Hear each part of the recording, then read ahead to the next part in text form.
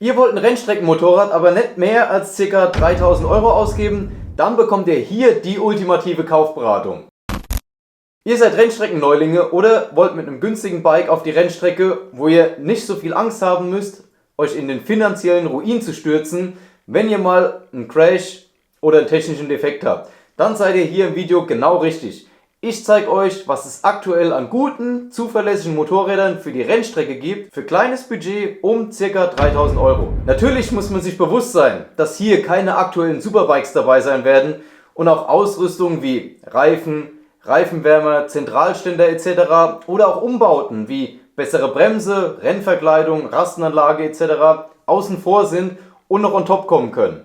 Allerdings sind das Dinge, die optional sind und man sich auch nach und nach mit der Zeit dazu kaufen kann. Wichtig ist, dass man erstmal ein für sich, seine Bedürfnisse und vor allem seinen Geldbeutel passendes Motorrad findet, mit dem man schon wirklich viel Spaß haben kann. Ich habe hier auch eine Auswahl an verschiedenen Motorrädern aus unterschiedlichen Klassen rausgesucht, sodass für jeden was dabei ist. Wenn euch aber noch weitere Motorräder einfallen, die gut und günstig sind, perfekt für die Rennstrecke geeignet sind, dann schreibt es unten in die Kommentare rein, würde mich mal interessieren.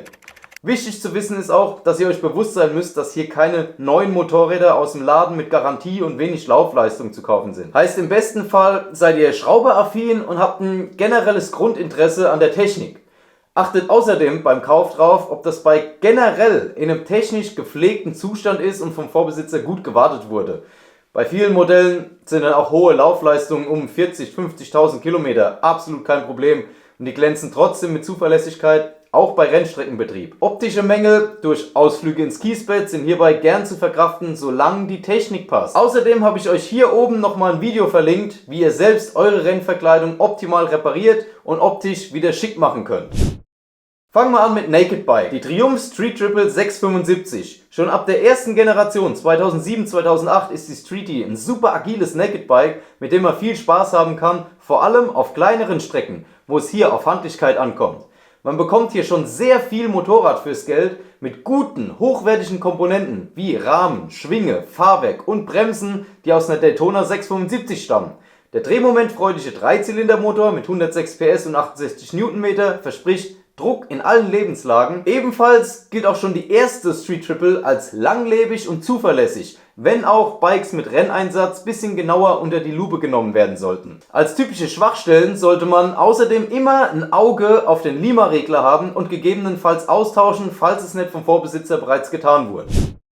Kommen wir zur immer noch sehr beliebten Rubrik der 600er Supersportler. Hier kommen wir an der Suzuki GSX-R 600 absolut nicht vorbei. Als super zuverlässige Preis-Leistungsmaschine empfiehlt sich die dritte Baureihe, also K4, K5, für den günstigen Einstieg ins Rennsport-Hobby. Mit 120 PS bei 13.000 Umdrehungen bringt der Vierzylinder-Reihenmotor genug Leistung, um ordentlich Rundenzeiten in Asphalt zu brennen.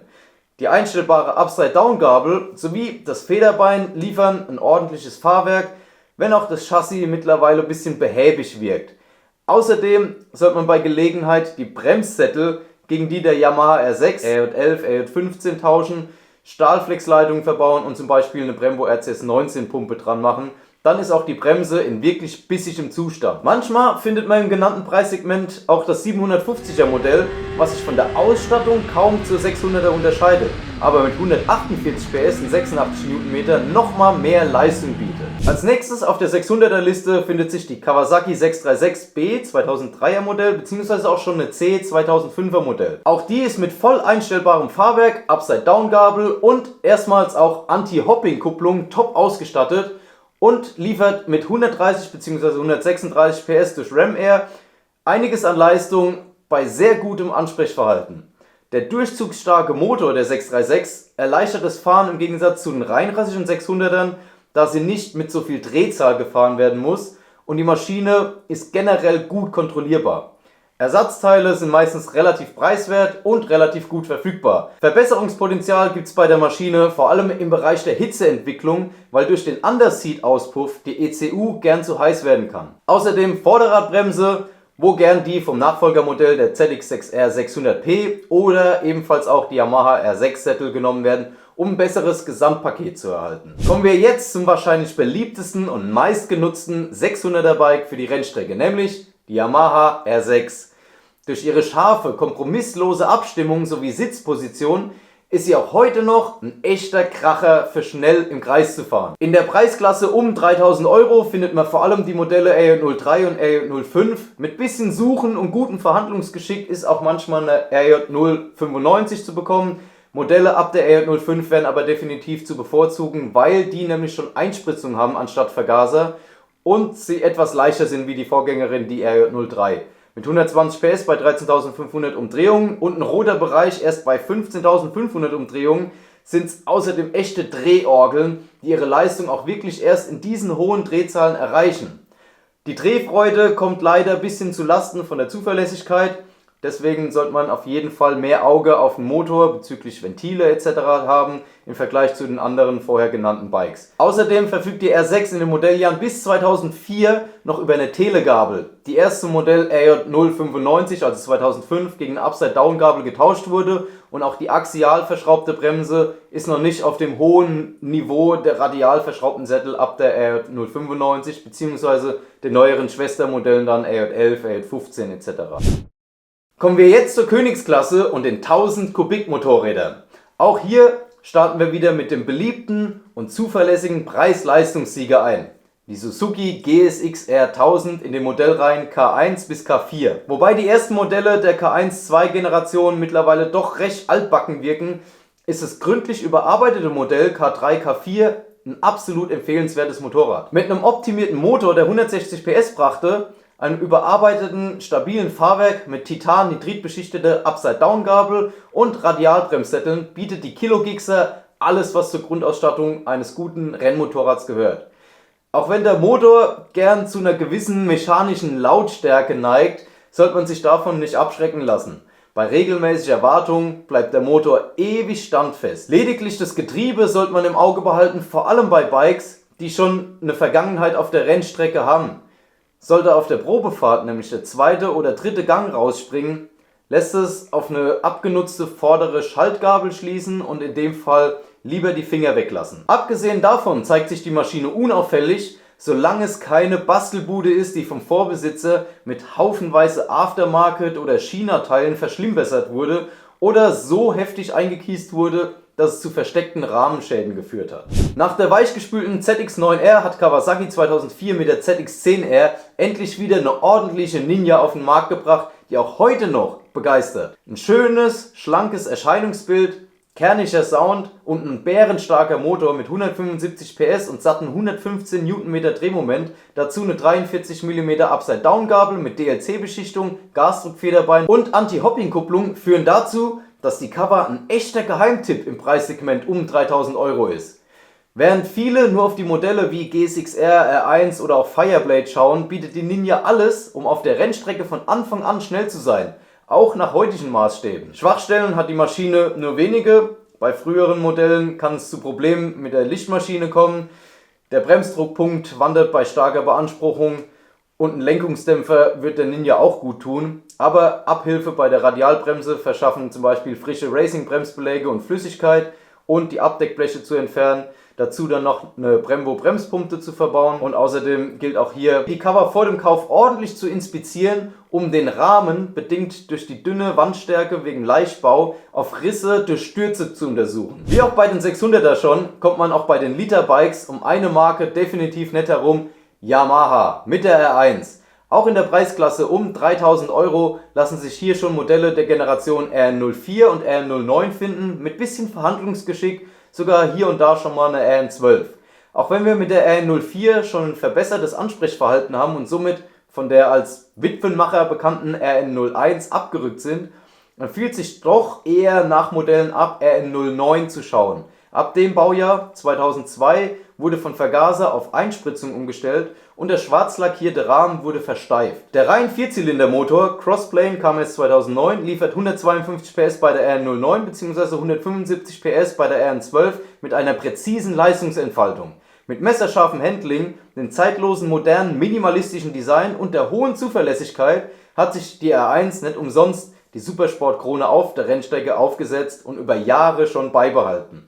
Die hohe Zuverlässigkeit bleibt auch beim Einsatz auf der Rennstrecke bestehen, vorausgesetzt regelmäßiger Service und Wartung finden statt.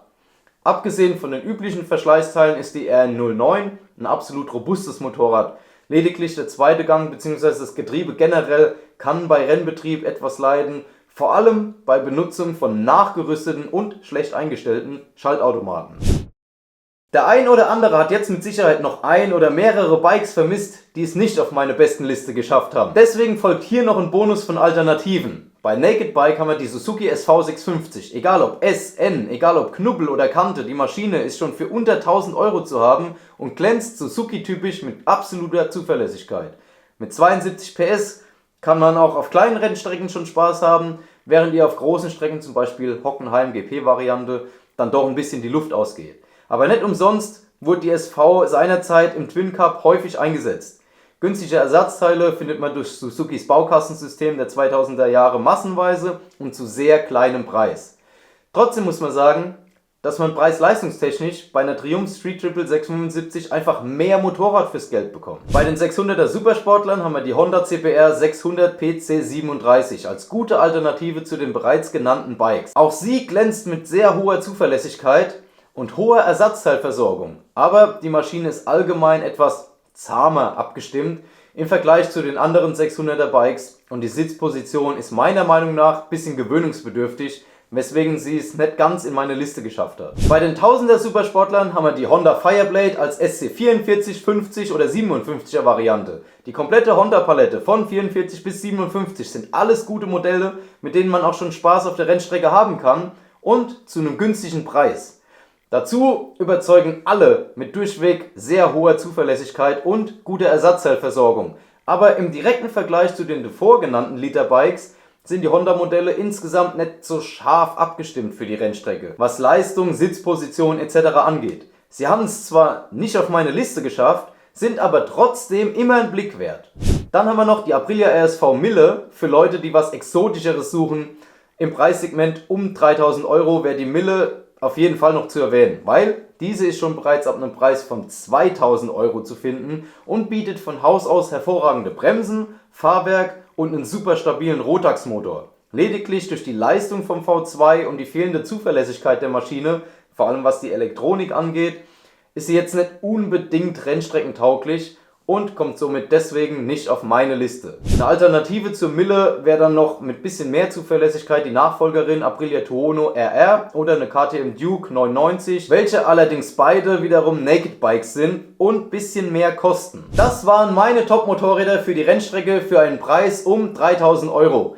Wie ihr seht, überwiegen hier wie so häufig die japanischen Hersteller, da sie sowohl in Sachen Zuverlässigkeit als auch Preis-Leistung in der Klasse einfach unschlagbar sind und auch zu diesen Baujahren schon gute Technik auf den Markt gebracht haben, die auch heute noch ordentlich funktioniert. Mit diesen Bikes könnt ihr auf jeden Fall auch schon zu kleinem Geld ins Hobby Rennsport einsteigen und eine Menge Spaß haben. Wenn ihr jetzt noch wissen wollt, wie ihr euch selbst körperlich optimal auf eine Motorradsaison vorbereitet, dann empfehle ich euch hier oben das Video.